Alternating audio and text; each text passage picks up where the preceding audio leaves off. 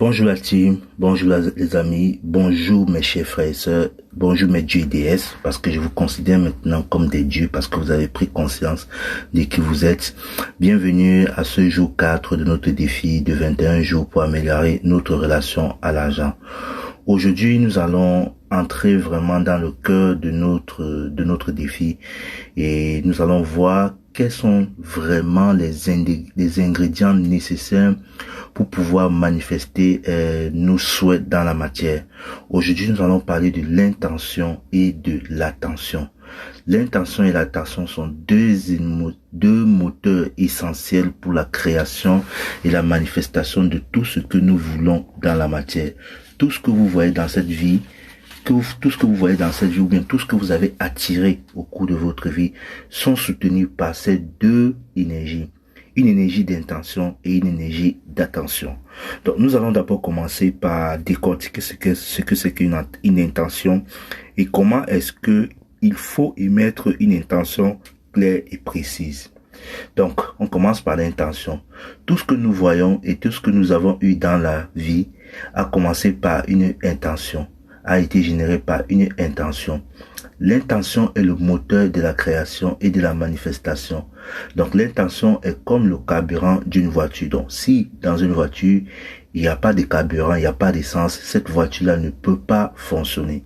Il s'agit de même pour notre intention. Si notre intention n'est pas pure, n'est pas claire, n'est pas clarifiée, n'a pas de clarté, ça serait difficile pour nous de manifester cette intention dans la matière si et seulement si nous avons beaucoup de foi.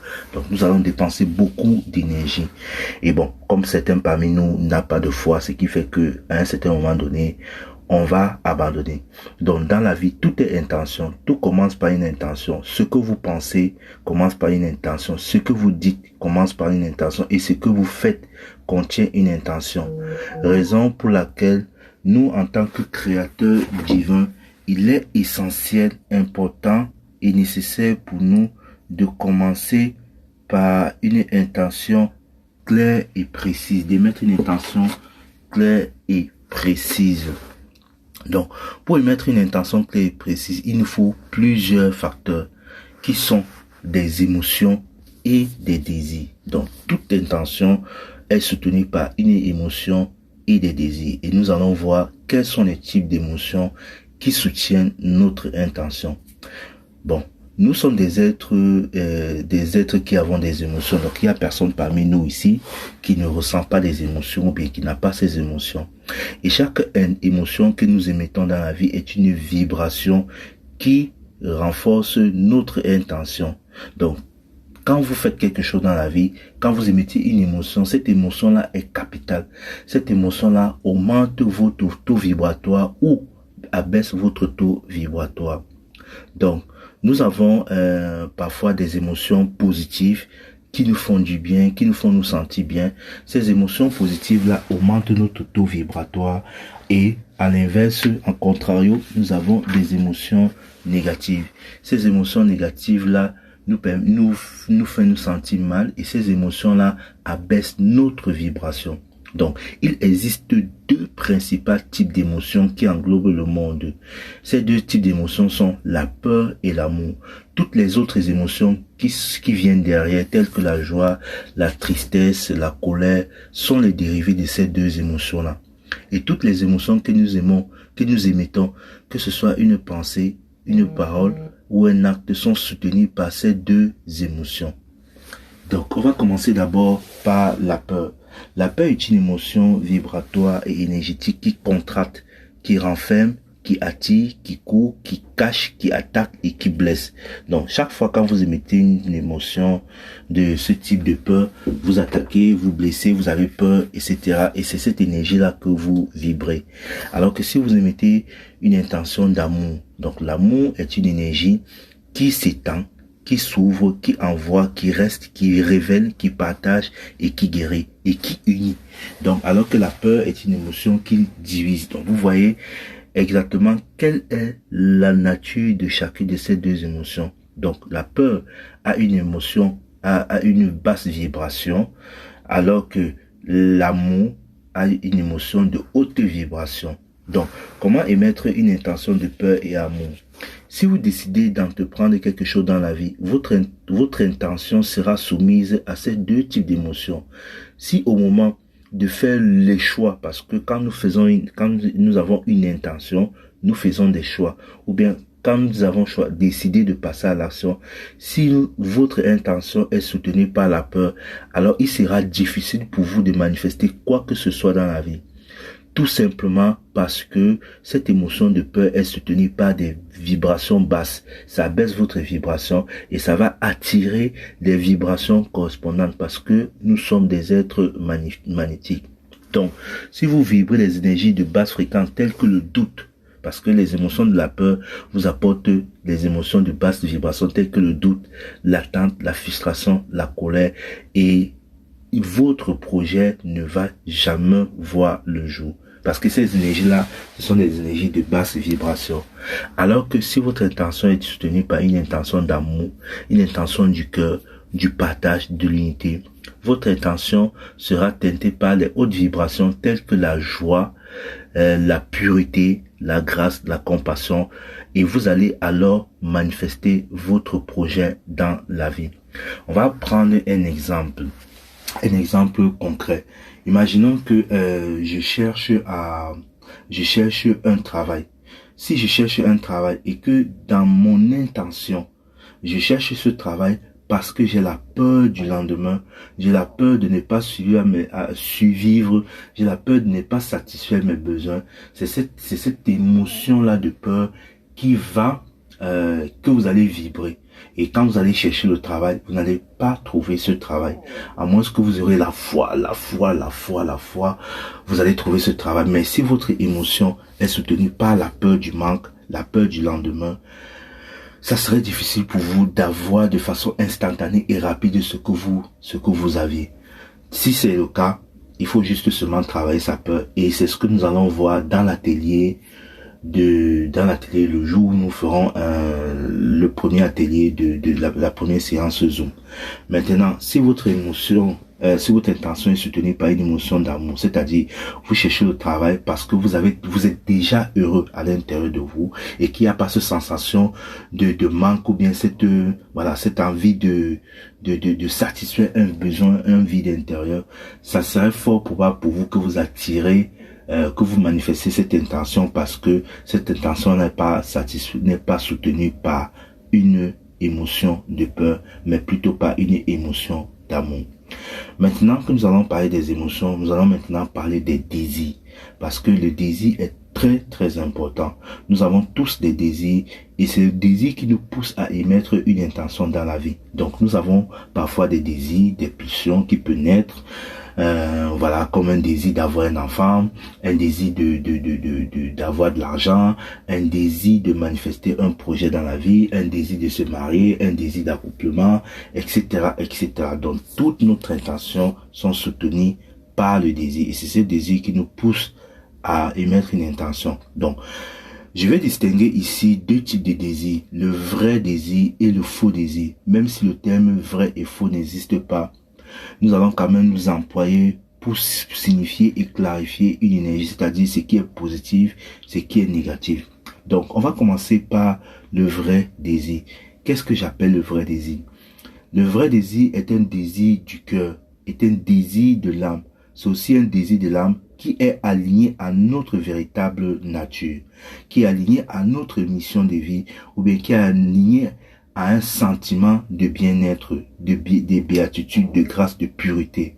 Donc ce type de désir-là ne comble pas un vide intérieur, mais ce type de désir nous permet plutôt de ressentir des états de joie véritables, d'amour, d'unité et de compassion. Donc ce vrai désir est soutenu par notre âme et par notre feu sacré qui vient du premier chakra, qui est l'énergie de la force créatrice. Ce type de désir se crée facilement puisque c'est notre âme qui est à l'action. Donc le but, notre âme a ce pouvoir créateur-là. Et quand notre âme veut faire une expérience, et à travers cette expérience-là, elle veut ressentir des états d'être de joie, elle crée ce vrai désir-là. C'est un désir qui vient vraiment du cœur et qui vous prend par les tripes. Quand ce désir-là arrive, vous sentez vraiment que vous êtes aligné à ça. Et c'est pour cela que, comme c'est aligné avec votre âme, aligné avec votre soi supérieur, ou bien votre Saint-Esprit, ou bien votre divine présence je suis, ce désir-là se manifeste rapidement dans la vie. Alors que le faux désir est un désir de l'ego, c'est un désir égotique, c'est un désir qui n'est pas un sentiment de vide intérieur ou un sentiment de manque. Et voilà, il peut arriver que dans la vie, nous nous sentons inférieurs aux autres, nous avons ce sentiment d'infériorité et de complexe, et ou bien de supériorité même, parce que même si on veut se sentir supérieur aux autres, c'est aussi un désir qui vient, c'est un désir égotique. Voilà, c'est un désir de l'ego, parce que il y a un vide, nous ressentons, nous avons un vide intérieur, et il faut à tout prix combler ce vide. Et nous croyons que lorsque nous allons avoir ces choses-là que nous convoitons, ces choses-là nous rendra heureux. Or, ce type de désir ne crée absolument rien, puisque ce type de désir est soutenu par l'ego, qui n'a pas le pouvoir de créer. Donc, l'ego n'a pas le pouvoir de créer. Le rôle de l'ego, c'est de gérer notre subit sur cette terre pour nous permettre d'accéder notre incarnation, de réussir notre incarnation. Nous allons par exemple prendre un exemple de l'argent. Si j'ai un désir d'avoir l'argent, et ce désir d'argent, je la soutiens, ce désir d'argent par une intention ou bien un sentiment de vide. Donc si je me sens vide, ou bien si je me sens inférieur, ou bien si je veux l'argent pour me sentir supérieur aux autres, pour avoir du pouvoir, pour avoir du pouvoir, ou bien voilà, pour acheter une voiture, pour montrer que je suis arrivé, ça serait difficile pour vous de manifester ce désir, parce que ce désir-là ne vient pas de l'âme, ne vient pas du cœur. C'est un désir égotique qui est là, ou bien qui naît pour pouvoir combler un vide. Maintenant, nous allons parler de l'attention, parce que c'est très important de parler de l'attention. Toute énergie que vous émettez, toute énergie que vous émettez dans la vie, est orientée vers est soutenue par une attention. Donc, l'énergie va où vous orientez, nous orientons, l'énergie va où nous orientons et où nous dirigeons notre attention. Donc, si nous focalisons notre attention sur un point, sur un objectif, soutenu par un désir positif, nous renvoyons toute l'énergie vers ce à quoi nous émettons notre attention. Ce qui fait que au fur et à mesure que nous émettons notre attention nous émettons et dirigeons notre attention vers un point précis, nous chargeons ce pourquoi nous allons attirer d'énergie. Donc nous renforçons l'énergie. Ce qui fait qu'à un moment donné, cette énergie-là va grandir, elle va prendre forme, et à l'issue de sa vibration, elle va se manifester dans la vie. Si vous voulez créer un projet, vous émettez votre attention vers la peur que votre projet ne va pas se manifester, ça veut dire que vous êtes en train de renforcer votre énergie, vous êtes en train de renforcer la peur, vous êtes en train de vibrer la peur, parce que l'attention est une vibration. Vous êtes en train d'émettre des intentions de peur. Ça serait possible que votre projet ne puisse pas se manifester dans la matière, tout simplement parce que votre attention est soutenue par beaucoup de peur. Donc vous avez nourri votre projet par la peur, en y mettant toutes les attentions de peur. A contrario, si vous nourrissez votre intention par des attentions de positivité, vous allez manifester votre projet. Donc, quel que soit ce que vous voyez, si vous vous levez le matin, vous mettez des informations, vous suivez des informations, et que vous voyez que dans la télé, on parle vous allumez une télé et il y a des informations de guerre, de haine qui passent dans la télé, vous orientez déjà votre attention dessus. Si vous vous focalisez dessus et que vous vous identifiez à ces informations qui passent à la télé, vous êtes en train de donner votre attention à ces informations-là, et vous êtes en train de créer la peur chez vous, la peur dans votre esprit. C'est la même chose si vous focalisez votre attention sur des choses qui sont heureuses, vous créez des intentions positives, et ces intentions-là positives vous permettra de manifester quelque chose qui vous rendra heureux dans la matière. Donc, Je vais vous donner un exemple que vous allez faire. Avant de vous donner l'exemple, je vais d'abord dire que donc pour manifester quelque chose dans la vie, attention, intention plus attention égale obtention. Donc, vous émettez une intention et après avoir émis une intention claire et précise d'amour, qui a un désir d'unité, d'âme, et puis quand vous avez émis cette intention-là, vous mettez toute votre attention vers ce que vous voulez attirer et vous allez obtenir ce que vous souhaitez dans la vie. Donc, mettez toute votre attention de ne pas douter que cette chose-là va se manifester dans la vie. Et au fur et à mesure que vous allez nourrir votre projet d'une intention d'amour et de joie, d'une attention positive qui consiste à orienter toute votre énergie vers votre direction, vous allez obtenir ce que vous souhaitez dans la vie. Donc, je vais vous donner un exercice que vous allez prendre aujourd'hui. Donc, aujourd'hui, vous allez émettre une attention positive et une intention d'amour envers l'argent. Donc, vous allez prendre un billet de banque que vous avez en votre possession, le plus gros. Généralement, si vous avez un gros billet de banque, vous le mettez en face de vous et vous regardez ce billet de banque là.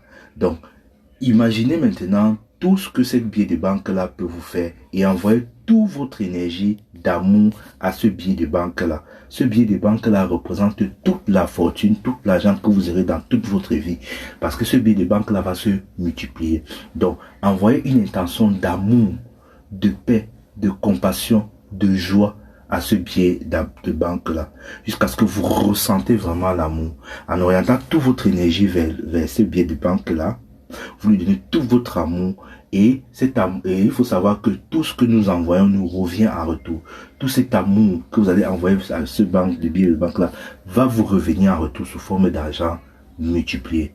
Par contre, si vous regardez ce billet de banque là et que vous ressentez de la culpabilité, de la peine, de la honte, de la tristesse ou de la peur, acceptez ces émotions là, accueillez-les, remerciez-les et ayez la gratitude pour eux, pour ces émotions là. Et petit à petit, vous allez voir qu'au fur et à mesure, quand vous allez regarder le billet des banques, vous allez voir cela comme quelque chose de positif. Donc, ça veut dire que vous êtes en train de mettre une intention positive sur ce billet de banque et il va se polariser en positif et vous allez l'attirer dans votre vie. Je vous remercie de m'avoir écouté. Si vous avez des questions, n'hésitez pas à les poser et puis on se retrouve pour la suite pour l'intention de la journée et des affirmations. Gratitude infinie. N'oublions pas, l'unité est la clé. Nous sommes tous un.